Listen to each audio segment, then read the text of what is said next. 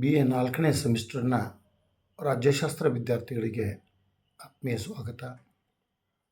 ವಿದ್ಯಾರ್ಥಿ ಮಿತ್ರರೇ, ನಿನ್ನೆ ಮತ್ತು ಮೊನ್ನೆ ಇವತ್ತು ಈ 3 ದಿನಗಳು ಸೇರಿ ನಾವು ಮಹಾಭಾರತ ಈ ಅಧ್ಯಾಯವನ್ನು ಮುಗಿಸೋಣ ಅಂತ ನಿರ್ಧಾರ ಮಾಡಿದ್ದೀವಿ. ಆ ಪ್ರಕಾರ ಮೊದಲನೇ ದಿನ ಮಹಾಭಾರತದ ಬಗ್ಗೆ ಹಿನ್ನೆಲೆಯನ್ನು ನೀಡಿದರೆ, ನಿನ್ನೆ ದಿನ ಶಾಂತಿ ಪರ್ವ, ಅದರಲ್ಲಿ ರಾಜಧರ್ಮದ ಬಗ್ಗೆ ಮಾತನಾಡಿದ್ದೆ. ಇವತ್ತು ಮಹಾಭಾರತದಲ್ಲಿ ಯುದ್ಧ ಮತ್ತು ಶಾಂತಿ ಕುರಿತಾದಂಥ ವಿಚಾರಗಳು, ಯಾವ ವಿಚಾರಗಳು ನಮ್ಗೆ ಕಂಡು ಬರ್ತಾ ಇದ್ದಾವೆ, ಮಹಾಭಾರತದಲ್ಲಿ ಕಂಡುಬರುವಂಥ ಯುದ್ಧ ಮತ್ತು ಶಾಂತಿಗೆ ಸಂಬಂಧಪಟ್ಟ ವಿಚಾರಗಳ ಬಗ್ಗೆ ಇವತ್ತು ನಾವು ಅಧ್ಯಯನ ಮಾಡೋಣ. ಮಹಾಭಾರತ ಅಂದರೇನೆ ಕುರುಕ್ಷೇತ್ರ ಯುದ್ಧ. ನಮ್ಮ ದೈನಂದಿನ ಜೀವನದಲ್ಲಿ ಬಹಳಷ್ಟು ಬಾರಿ ಈ ಮಹಾಭಾರತ ಪದವನ್ನು ನಾವು ಬಳಸ್ತಾ ಇದ್ದೀವಿ. ನಮ್ಮ ಮನೆಯಲ್ಲಿ ಮಹಾಭಾರತ ನಡೆದಿದೆ, ನಮ್ಮಲ್ಲಿ ಮಹಾಭಾರತ ಪ್ರಾರಂಭವಾಗಿದೆ ಅಂಥೇಳಿ. ಇದರ ಅರ್ಥ ನಮ್ಮ ಮಧ್ಯೆ ಭಿನ್ನಾಭಿಪ್ರಾಯ, ನಮ್ಮ ಮಧ್ಯೆ ಗುದ್ದಾಟ, ನಮ್ಮ ಮಧ್ಯೆ ಯುದ್ಧ ನಡೆದಿದೆ ಅಂತ ಅನ್ನೋದನ್ನು ನಾವು ನೆನಪಿಟ್ಕೊಳ್ಬೇಕು. ಮಹಾಭಾರತ ಯುದ್ಧ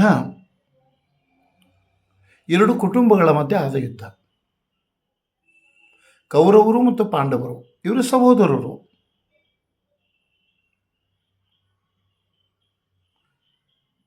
ಎರಡು ಕುಟುಂಬಗಳ ಮಧ್ಯೆ, ಕೌರವನ ಪುತ್ರರ ಮಧ್ಯೆ ಮತ್ತು ಪಾಂಡವನ ಪುತ್ರರ ಮಧ್ಯೆ ಆದಂಥ ಒಂದು ಮಹಾಯುದ್ಧ ಈ ಮಹಾಭಾರತದ ಯುದ್ಧ. ಈ ಯುದ್ಧ 18 ದಿನ ನಡೀತಾ ಇದೆ ಅನ್ನೋದನ್ನು ನಾವು ಶಾಂತಿ ಪರ್ವದಲ್ಲಿ ಅಧ್ಯಯನ ಮಾಡ್ತಾ ಇದ್ದೀವಿ. ಈ ಯುದ್ಧ ನಡೆದದ್ದು ಕುರುಕ್ಷೇತ್ರದಲ್ಲಿ ಅಂತ ಹೇಳ್ತಾ ಇದ್ದಾರೆ. ಇವತ್ತು ಹರಿಯಾಣದಲ್ಲಿ ಕುರುಕ್ಷೇತ್ರ ಅಂತ ಒಂದು ಜಿಲ್ಲೆ ಇದೆ. ಆ ಕುರುಕ್ಷೇತ್ರ ಯುದ್ಧ ಭೂಮಿಯಾಗಿತ್ತು ಅನ್ನುವ ಒಂದು ನಂಬಿಕೆ ಇವತ್ತಿಗೂ ಜನರಲ್ಲಿದೆ. ಈ ಯುದ್ಧ ಆದದ್ದು, ನಾನು ಈಗಾಗಲೇ ಹಿಂದಿನ ನನ್ನ ಕ್ಲಾಸುಗಳಲ್ಲಿ ಹೇಳಿದಂತೆ, ಅಧಿಕಾರಕ್ಕಾಗಿ, ಮುಖ್ಯವಾಗಿ ಅಧಿಕಾರಕ್ಕಾಗಿ, ಅದರ ಜೊತೆಗೆ ತಮ್ಮ ಪ್ರಭುತ್ವವನ್ನು ಸ್ಥಾಪಿಸಲಿಕ್ಕಾಗಿ. ಅಧಿಕಾರದ ಆಸೆ ಅಥವಾ ಲಾಲಸೆ ಸಹೋದರರನ್ನೇ ಶತ್ರುಗಳನ್ನಾಗಿ ಮಾಡ್ತಾ ಇದೆ ಅನ್ನುವುದನ್ನು ನಾವು ದೈನಂದಿನ ಜೀವನದಲ್ಲಿ ಇವತ್ತಿಗೂ ಕಾಣ್ತಾ ಇದ್ದೀವಿ. ಇದು ಮಹಾಭಾರತ ಕಾಲದಿಂದಲೂ ನಡೆದು ಬಂದಿದೆ ಅಂಥೇಳಿದರೆ ತಪ್ಪಾಗಲಿಕ್ಕಿಲ್ಲ. ಸಹೋದರ ಮಧ್ಯದ ಕಲಹ ನಮಗೆ ಮಹಾಭಾರತದ ಕೊಡುಗೆ ಅಂಥೇಳಿದರೂ ತಪ್ಪಾಗಲಿಕ್ಕಿಲ್ಲ. ಹಸ್ತಿನಾಪುರ ಈ ಕೌರವ ಪಾಂಡವರು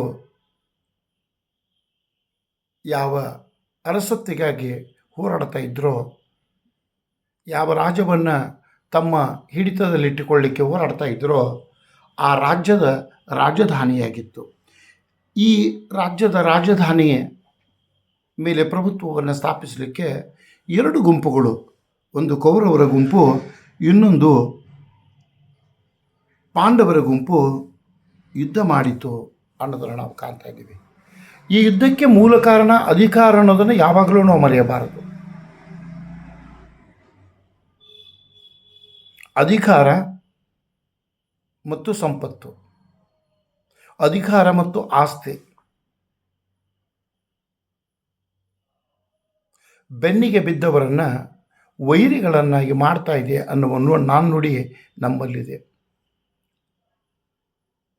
ಆ ಅಧಿಕಾರ ಮತ್ತು ಆಸ್ತಿಗಾಗಿ ನಡೆದಂಥ ಈ ಮಹಾಭಾರತ ಯುದ್ಧ ಕೇವಲ ಯುದ್ಧವಾಗಿರದೆ, ಹಲವು ತಂತ್ರಗಳ, ಪ್ರತಿತಂತ್ರಗಳ, ನ್ಯಾಯ, ನೈತಿಕತೆ, ಧರ್ಮಕ್ಕೆ ಸಂಬಂಧಪಟ್ಟಂಥ ಒಂದು ಮಹಾನ್ ಗ್ರಂಥ ಆಗಿದೆ ಅನ್ನೋದನ್ನು ಕೂಡ ನಾವು ನಿನ್ನೆ ಚರ್ಚೆ ಮಾಡಿದ್ದೀವಿ. ಆದರೆ ಇಲ್ಲಿ ನಾವು ಗಮನಿಸಬೇಕಾದಂಥ ಅಂಶ ಏನಪ್ಪ ಅಂತಂದರೆ, ಅವರ ಬಳಿ, ಕೌರವರು ಮತ್ತು ಪಾಂಡವರ ಬಳಿ ಇದ್ದ ಸೈನ್ಯದ ಬಗ್ಗೆ ನಮಗೆ ಇಲ್ಲಿ ವಿವರಣೆ ಕಂಡು ಬರ್ತಾ ಇದೆ. ಕುರುಕ್ಷೇತ್ರ ಯುದ್ಧದ ಸಂಖ್ಯೆ 18. ಕುರುಕ್ಷೇತ್ರ ಯುದ್ಧ ಆದದ್ದು 18 ದಿನ. ಆಮೇಲೆ ಕುರುಕ್ಷೇತ್ರ ಯುದ್ಧದಲ್ಲಿ 18 ಜನ ಪ್ರಧಾನ ಪಾತ್ರ ವಹಿಸಿದರು ಅಂತ ಬರ್ತಾ ಇದೆ. ಅದರ ಜೊತೆಗೆ ಕೌರವರ ಬಳಿ 11 ಅಕ್ಷೋಹಿಣಿ ಹಾಗೂ ಪಾಂಡವರ ಬಳಿ 7 ಅಕ್ಷೋಹಿಣಿ ಸೈನ್ಯ ಇತ್ತು ಅಂತ. ಅಂದರೆ 18 ಅಕ್ಷೋಹಿಣಿ ಸೈನ್ಯ ಒಟ್ಟಿನಲ್ಲಿ. ಕೌರವರ ಬಳಿ 18 ಅಕ್ಷೋಹಿಣಿ ಸೈನ್ಯ, ಪಾಂಡವರ ಬಳಿ 7 ಅಕ್ಷೋಹಿಣಿ ಸೈನ್ಯ, ಒಟ್ಟಿನಲ್ಲಿ 18 ಅಕ್ಷೋಹಿಣಿ ಸೈನ್ಯ ಇವರ ಬಳಿ ಇತ್ತು ಅಂತ ಹೇಳ್ತಾ ಇದೆ. ಈ ಯುದ್ಧ ಕೂಡ 18 ದಿನ ನಡೀತಾ ಇದೆ. 18 ಅಕ್ಷೋಹಿಣಿ ಸೈನ್ಯ ಇಲ್ಲಿತ್ತು. ಈ ಯುದ್ಧ ನೋಡ್ರಿ, ಇವತ್ತು ನಾವು ಡಿಪ್ಲೊಮಸಿ ಬಗ್ಗೆ ಮಾತಾಡ್ತಾ ಇದ್ದೀವಿ, ಅಂತಾರಾಷ್ಟ್ರೀಯ ನಿಯಮಗಳ ಬಗ್ಗೆ ಮಾತಾಡ್ತಾ ಇದ್ದೀವಿ, ಅಂತಾರಾಷ್ಟ್ರೀಯ ಯುದ್ಧ ಧರ್ಮದ ಬಗ್ಗೆ ಮಾತಾಡ್ತಾ ಇದ್ದೀವಿ. ಯುದ್ಧ ಕೈದಿಗಳನ್ನು ಗೌರವಯುತವಾಗಿ ನಡೆಸಿಕೊಳ್ಳಬೇಕು, ಅವರನ್ನೂ ಕೂಡ ಮನುಷ್ಯರಂತೆ ಕಾಣಬೇಕು, ಅವರಿಗೆ ಯಾವುದೇ ಹಾನಿಯಾಗದಂತೆ ನಡೆದುಕೊಳ್ಳಬೇಕು ಅನ್ನುವುದು ಇವತ್ತು ಅಂತಾರಾಷ್ಟ್ರೀಯ ಒಂದು ಒಪ್ಪಂದ. ಆದರೆ ಮಹಾಭಾರತದಲ್ಲಿ ಈ ರಾಜತಾಂತ್ರಿಕತೆಯನ್ನು ನಾವು ಕಾಣ್ತಾ ಇದ್ದೀವಿ. ಅದೇನಪ್ಪ ಅಂತಂದರೆ, ಸೂರ್ಯೋದಯದ ನಂತರ ಸೂರ್ಯಾಸ್ತದ ಒಳಗಾಗಿ, ಅಂದರೆ ಹಗಲಿನಲ್ಲಿ ಮಾತ್ರ ಯುದ್ಧವನ್ನು ಮಾಡತಕ್ಕದ್ದು, ರಾತ್ರಿ ಯುದ್ಧ ಮಾಡಲಿಕ್ಕೆ ಅಲ್ಲಿ ಅವಕಾಶ ಇರಲಿಲ್ಲ.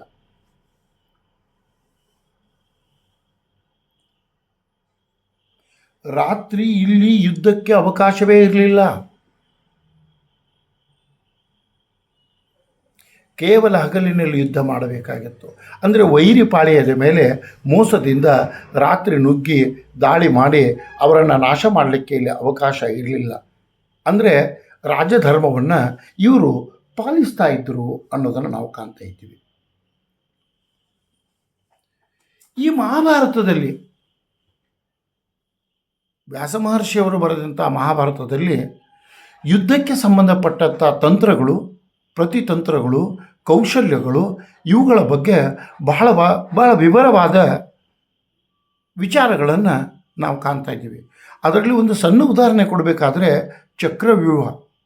ಅಭಿಮನ್ಯು ಚಕ್ರವ್ಯೂಹವನ್ನು ಭೇದಿಸುವ ಕಲೆಯನ್ನು ತನ್ನ ತಾಯಿಯ ಗರ್ಭದಲ್ಲಿದ್ದಾಗಲೇ ತಿಳಿದುಕೊಂಡಿರುತ್ತಾನೆ ಅನ್ನೋದನ್ನು ನಮಗೆ ಹೇಳ್ತಾರೆ. ಆದರೆ ಆ ಚಕ್ರವ್ಯೂಹವನ್ನು ಭೇದಿಸುವ ಸಾಮರ್ಥ್ಯ ಇದ್ದದ್ದು ಅರ್ಜುನನಿಗೆ ಮಾತ್ರ ಆ ಸಮಯದಲ್ಲಿ.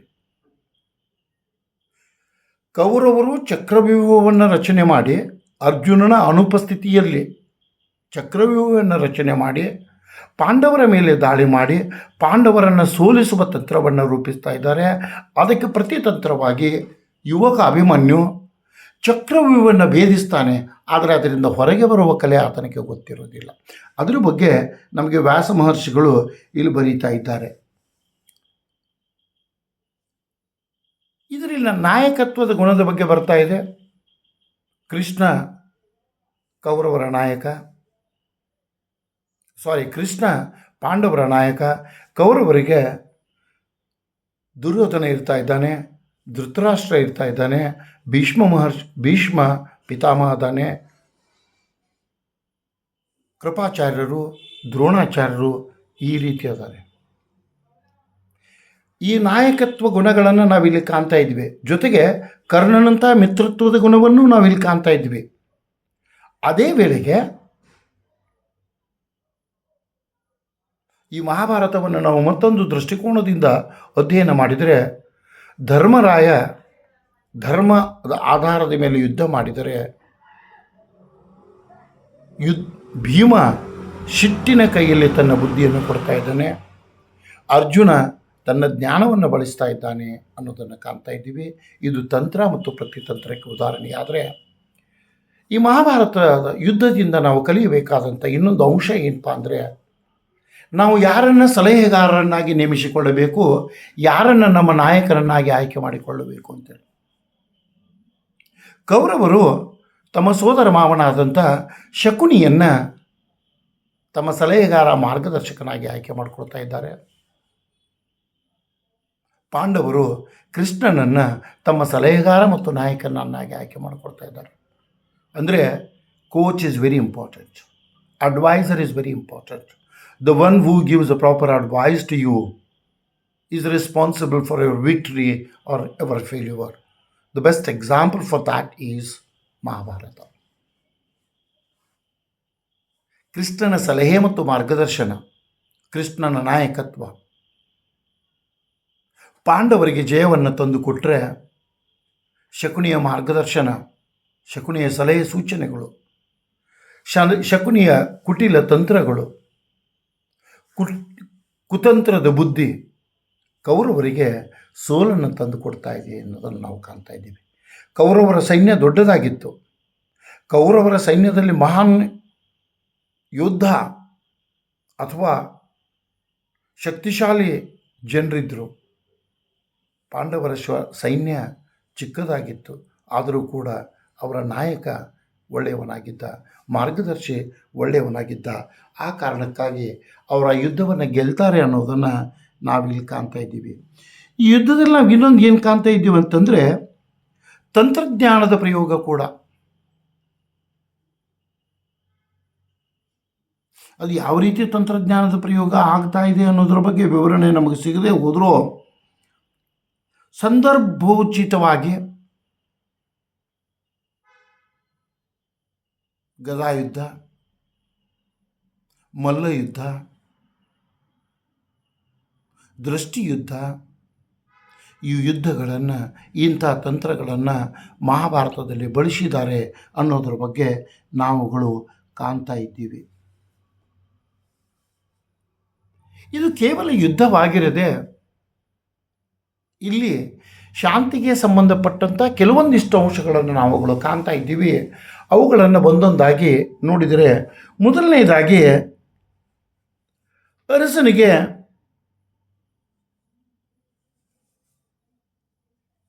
ಕೇವಲ ಯುದ್ಧ ಮಾಡುವ ಆಸೆ ಮಾತ್ರ ಇರಬಾರದು.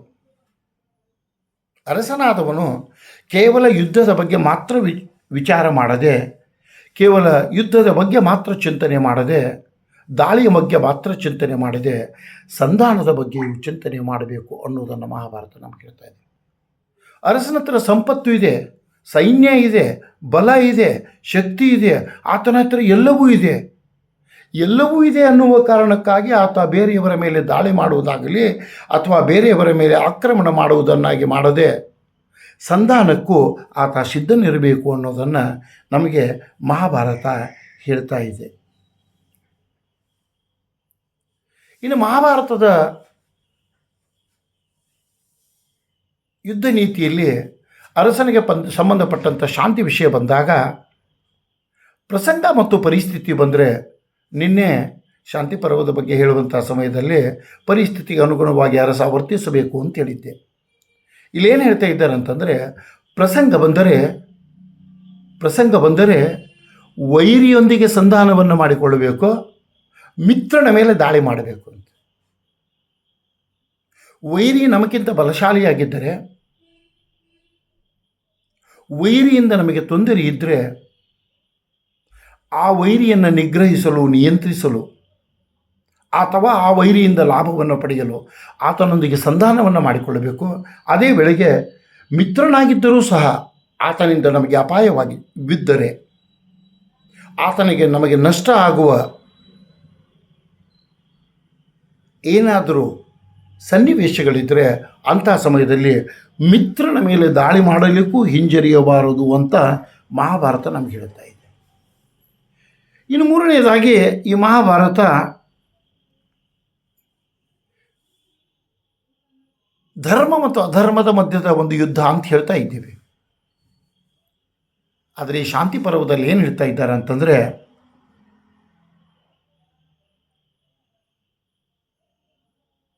ರಾಷ್ಟ್ರದ ಶಕ್ತಿಯನ್ನು, ರಾಷ್ಟ್ರದ ಬಲವನ್ನು, ಪ್ರಜೆಗಳ ಹಿತವನ್ನು ಕಾಪಾಡುವಂಥ ಸಮಯದಲ್ಲಿ, ರಾಷ್ಟ್ರದ ಉದ್ಧಾರಕ್ಕಾಗಿ, ರಾಷ್ಟ್ರದ ಕಲ್ಯಾಣಕ್ಕಾಗಿ, ರಾಷ್ಟ್ರದ ರಕ್ಷಣೆಗಾಗಿ ಅರಸನಾದವನು ಯಾವುದು ಧರ್ಮ ಯಾವುದು ಅಧರ್ಮ ಅನ್ನುವುದನ್ನು ಲೆಕ್ಕಾಚಾರ ಹಾಕದೆ, ಅದರ ಬಗ್ಗೆ ಹೆಚ್ಚಿನ ಚಿಂತನೆಯನ್ನು ಮಾಡದೆ, ಯಾವುದು ಧರ್ಮದ ದಾರಿ ಯಾವುದು ಅಧರ್ಮದ ದಾರಿ ಎನ್ನುವುದರ ಬಗ್ಗೆ ಚಿಂತನೆಯನ್ನು ಮಾಡದೆ ಮುನ್ನಗ್ಗಬೇಕು ಅಂತ ಹೇಳ್ತಾ ಇದ್ದಾರೆ. ರಾಷ್ಟ್ರಕ್ಕಾಗಿ, ರಾಷ್ಟ್ರದ ರಕ್ಷಣೆಗಾಗಿ, ರಾಷ್ಟ್ರದ ಲಾಭಕ್ಕಾಗಿ, ಪ್ರಜೆಗಳ ಕಲ್ಯಾಣಕ್ಕಾಗಿ ಧರ್ಮ ಅಧರ್ಮದ ಬಗ್ಗೆ ವಿಚಾರ ಮಾಡದೆ ಮುನ್ನುಗ್ಗುವ ಕೆಲಸವನ್ನು ಅರಸನಾದವನು ಮಾಡಬೇಕು ಅಂತೇಳಿ ಮಹಾಭಾರತ ನಮಗೆ ಹೇಳ್ತಾ ಇದೆ. ತದನಂತರ ನಮ್ಮ ನೆರೆಯ ರಾಷ್ಟ್ರ, ನಮ್ಮ ನೆರೆಯ ರಾಷ್ಟ್ರ ನಮಗಿಂತ ಬಲಾಢ್ಯವಾಗಿದ್ದರೆ, ನಮ್ಮ ನೆರೆಯ ರಾಷ್ಟ್ರ ನಮಗಿಂತ ಶಕ್ತಿಶಾಲಿಯಾಗಿದ್ದರೆ, ಸಂಪದ್ಭರಿತವಾಗಿದ್ದರೆ, ಅಂತಹ ರಾಷ್ಟ್ರದೊಂದಿಗೆ ವೈರತ್ವವನ್ನು ಯಾವುದೇ ಕಾರಣಕ್ಕೂ ಬೆಳೆಸಿಕೊಳ್ಳಿಕ್ಕೆ ಹೋಗಬಾರ್ದು. ಅಂದರೆ ವೈರಿ ನಮಗಿಂತ ಬಲಾಢ್ಯನಾಗಿದ್ದರೆ, ವೈರಿ ನಮಗಿಂತ ಶಕ್ತಿಶಾಲಿಯಾಗಿದ್ದರೆ, ಸಮರ್ಥನಾಗಿದ್ದರೆ ಅಂಥವನೊಂದಿಗೆ ಮೊದಲು ಹೇಳಿದರು ಮೈತ್ರಿಯನ್ನು ಬೆಳೆಸ್ಕೊಳ್ಳಿಕ್ಕೆ ಪ್ರಯತ್ನಿಸಬೇಕು ಅಂತೇಳಿ. ಇಲ್ಲಿ ಹೇಳ್ತಾ ಇದ್ದಾರೆ, ಯಾವುದೇ ಕಾರಣಕ್ಕಾಗಿ ದ್ವೇಷವನ್ನು ಬೆಳೆಸಿಕೊಳ್ಳಬೇಡಿ. ನಿಮಗೆ ಸಂಧಾನ ಮಾಡಿಕೊಳ್ಳಿಕ್ಕೆ ಸಾಧ್ಯ ಆಗದೇ ಹೋದರೂ ಕೂಡ ದ್ವೇಷವನ್ನು ಮಾತ್ರ ಕಟ್ಟಿಕೊಳ್ಳಬೇಡಿ, ವೈರತ್ವ ಕಟ್ಟಿಕೊಳ್ಳಬೇಡಿ ಅಂತ ನಮಗೆ ಮಹಾಭಾರತ ಹೇಳ್ತಾ ಇದೆ. ಇನ್ನು ಮಹಾಭಾರತ ಹೇಳುವ ಇನ್ನೊಂದು ಅಂಶ ಏನಂತಂದರೆ, ಯುದ್ಧದ ಸಮಯದಲ್ಲಿ ಅರಸ ಹಿಂಜರಿಯಬಾರದು. ಯುದ್ಧದ ಸನ್ನಿವೇಶದಲ್ಲಿ ಅರಸ ಹಿಂಜರಿಯಬಾರದು. ಪ್ರಸಂಗ ಬಂದರೆ ತನ್ನ ಜೀವ ತ್ಯಾಗಕ್ಕೂ, ಕೇವಲ ಅರಸೊತ್ತಿಗೆಯನ್ನು ಬಿಟ್ಟುಕೊಡುವುದಲ್ಲ, ಆಸ್ತಿಯನ್ನು ಬಿಟ್ಟುಕೊಡುವುದಲ್ಲ, ಅಧಿಕಾರವನ್ನು ಬಿಟ್ಟುಕೊಡುವುದಲ್ಲ, ಭೂಪ್ರದೇಶವನ್ನು ಬಿಟ್ಟುಕೊಡುವುದಲ್ಲ, ಜೀವವನ್ನು ಬಿಟ್ಟುಕೊಡಲಿಕ್ಕೆ ಸಿದ್ಧನಾಗಿರಬೇಕು ಅನ್ನುವುದನ್ನು ನಮಗೆ ಮಹಾಭಾರತ ಹೇಳ್ತಾ ಇದೆ. ಮಹಾಭಾರತ ಹೇಳುವ ಇನ್ನೊಂದು ಶಾಂತಿ ಮಂತ್ರ ಏನಪ್ಪ ಅಂದರೆ, ಅರಸನಾದವನು ಜಾಗೃತನಾಗಿರಬೇಕು ಅಂತೆ.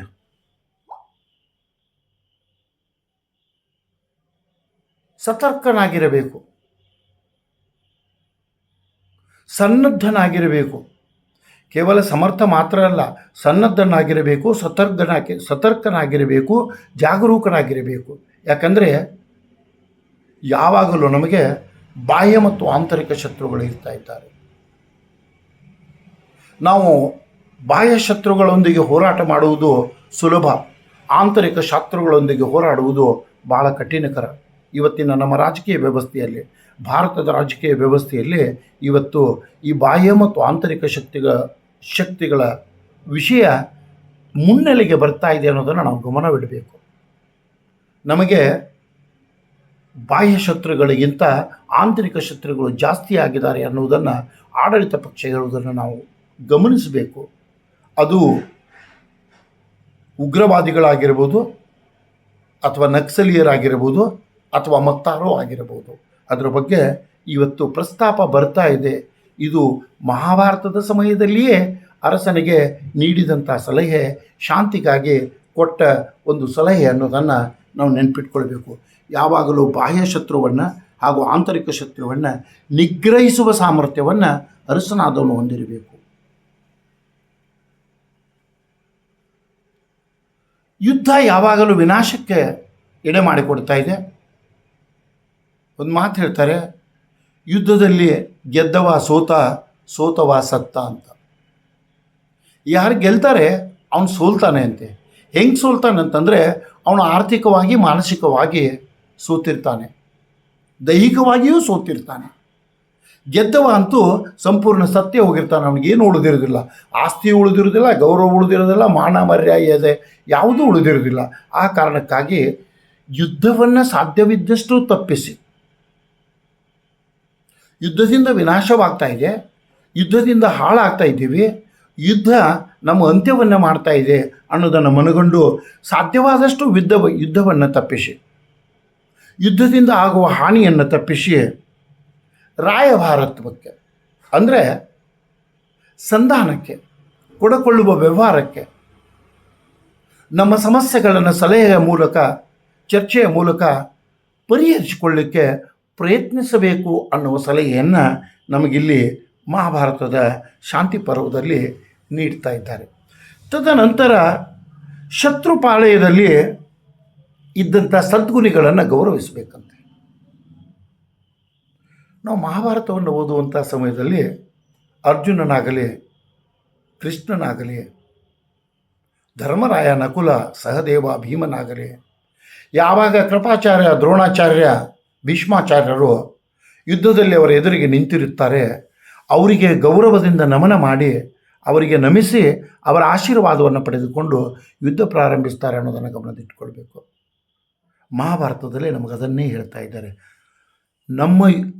ನಮ್ಮ ಶತ್ರು ಪಕ್ಷದಲ್ಲಿ, ನಮ್ಮ ವಿರೋಧಿ ಗುಂಪಿನಲ್ಲಿ ಇರುವಂಥ ಸದ್ಗುಣಿಗಳನ್ನು, ಬಲಾಢ್ಯರನ್ನು, ಶಕ್ತಿವಂತರನ್ನು, ತಂತ್ರಗಾರರನ್ನು ನಾವು ಗೌರವಿಸಬೇಕು.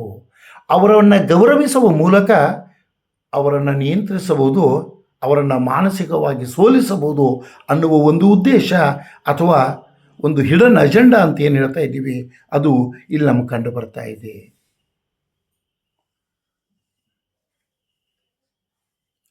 ಮೋಸ, ವಂಚನೆ,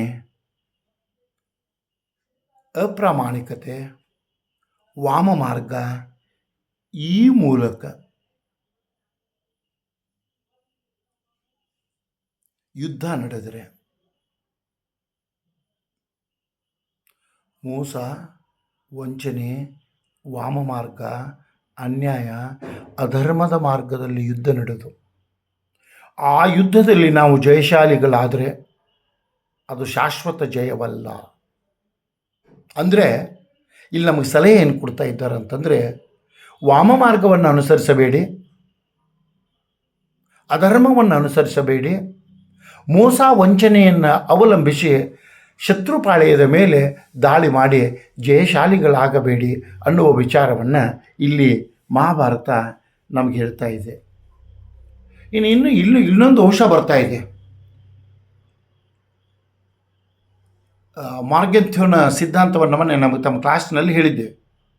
ಇನ್ international politics there is no permanent foe or friend ಅಂತೇಳಿ. ಅಂತಾರಾಷ್ಟ್ರೀಯ ಸಂಬಂಧಗಳಲ್ಲಿ ನಮಗೆ ಯಾರೂ ಶಾಶ್ವತ ಮಿತ್ರರೂ ಅಲ್ಲ, ಶತ್ರುಗಳೂ ಅಲ್ಲ. ಇಂದಿನ ಮಿತ್ರ ನಾಳೆಯ ಶತ್ರು, ಇಂದಿನ ಶತ್ರು ನಾಳೆಯ ಮಿತ್ರ ಅನ್ನುವುದನ್ನು ಮನಗಂಡು ನಾವು ಯುದ್ಧ ಮಾಡಬೇಕು ಅನ್ನೋದನ್ನು ಮಹಾಭಾರತ ಹೇಳ್ತಾ ಇದೆ. ಯಾಕಂದರೆ ಯಾರೂ ಶಾಶ್ವತ ಮಿತ್ರರಲ್ಲ, ಅಷ್ಟೇ ಅಲ್ಲ, ಯಾರೂ ಶಾಶ್ವತ ವೈರಿಗಳೂ ಅಲ್ಲ. ಇವತ್ತು ನಮ್ಮ ವೈರಿ ರಾಷ್ಟ್ರವಾಗಿರುವುದು ನಾಳೆ ನಮ್ಮ ಮಿತ್ರ ರಾಷ್ಟ್ರವಾಗಬಹುದು, ಇವತ್ತು ನಮ್ಮ ಮಿತ್ರ ರಾಷ್ಟ್ರವಾಗಿರಬಹುದು, ನಾಳೆ ನಮ್ಮ ಶತ್ರು ರಾಷ್ಟ್ರವಾಗಬಹುದು.